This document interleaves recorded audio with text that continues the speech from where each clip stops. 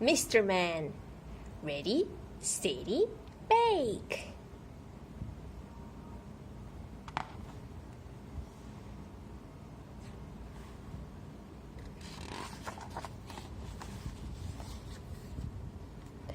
It was the big event of the year, the Summer Fete Baking Competition. This year, Mr. Clever was in charge, and one of Mr. Clever's jobs was to choose the competition judges. But who should they be? Everyone else was very busy practicing their baking, like Little Miss Busy. She practiced and practiced and practiced. What a lot of cakes!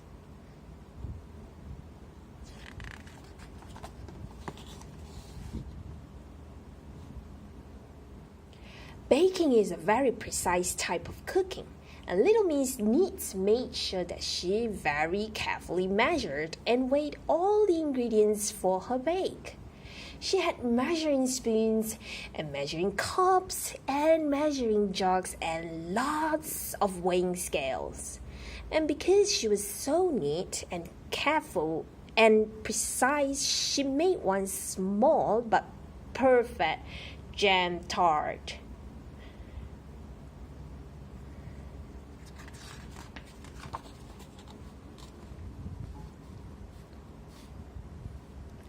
Mr. Rush, on the other hand, was in too much of a rush to bother measuring anything, or bother weighing anything, or bother mixing anything properly. And he was in far too much of a rush to leave his cake in the oven long enough to cook. It was not a delicious cake. It was a mess.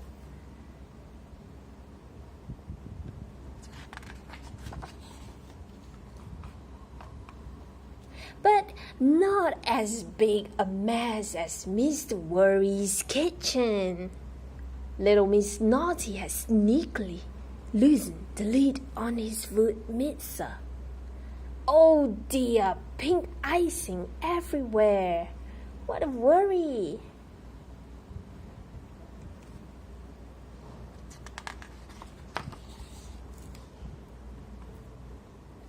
Mr. Silly decided not to bake something sweet. He made a sausage roll all the way down the hill.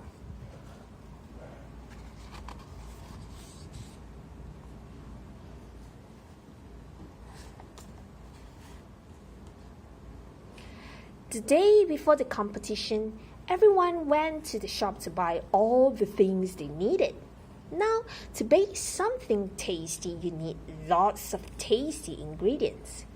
Mr. Perfect bought strawberries, chocolate, vanilla, cream.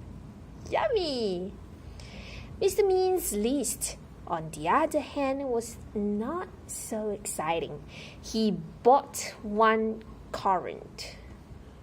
Only one currant for his currant bun. How mean!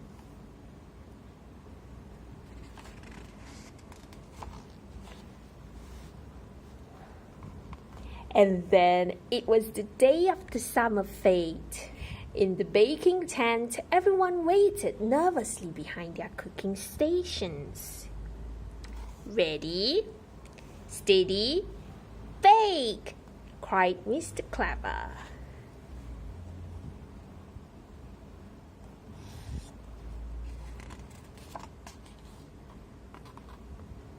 And then they were off, mixing and beating and rolling and blending and kneading as quickly as they could. They only had 2 hours to finish their entries. Poor Mr. Slow. It took him 1 hour to break one egg.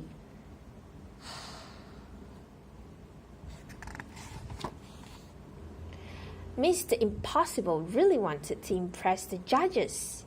He baked an upside-down cake. upside down. I'm not sure Mr. Forgetful is going to win any prizes this year. He forgot to turn his oven on. His cake was very runny.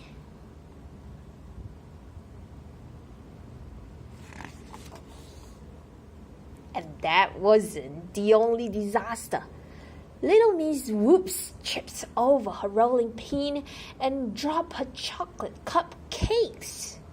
Whoops!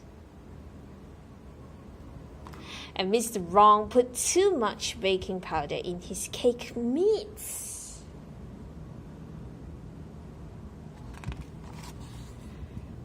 There would be no prizes for Mr. Muddle's entry either.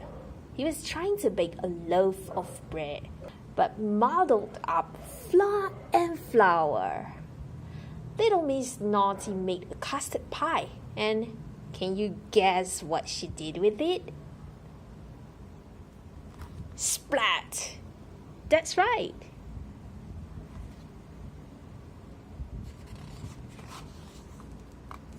Mr. Skinny baked one tiny biscuit, just the right size for his tiny appetite. And Little Miss Splendid made a splendid cake. And it was so big, Mr. Strong had to help her carry it up to the judging table. What a show off!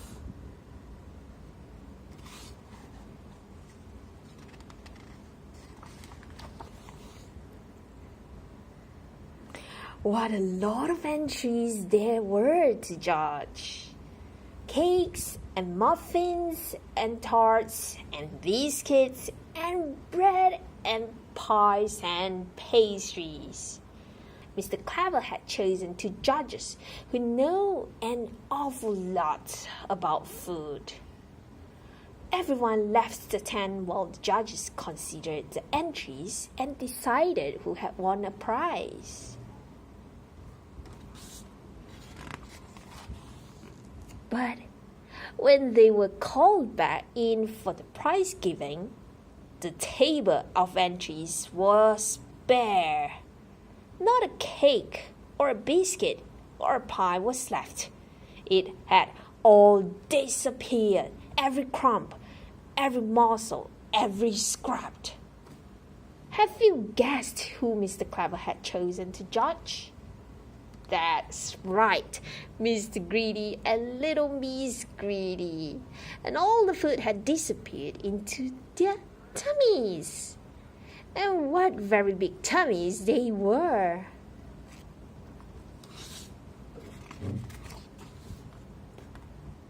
Mr. Greedy and Little Miss Greedy had gobbled up the food so fast that they had no idea who had baked what. Except for Little Miss Naughty's custard pie. Mr. Clever knew exactly what had happened to that. All they could do was award first prize to everybody, which was an unexpected surprise for Mr. Forgetful.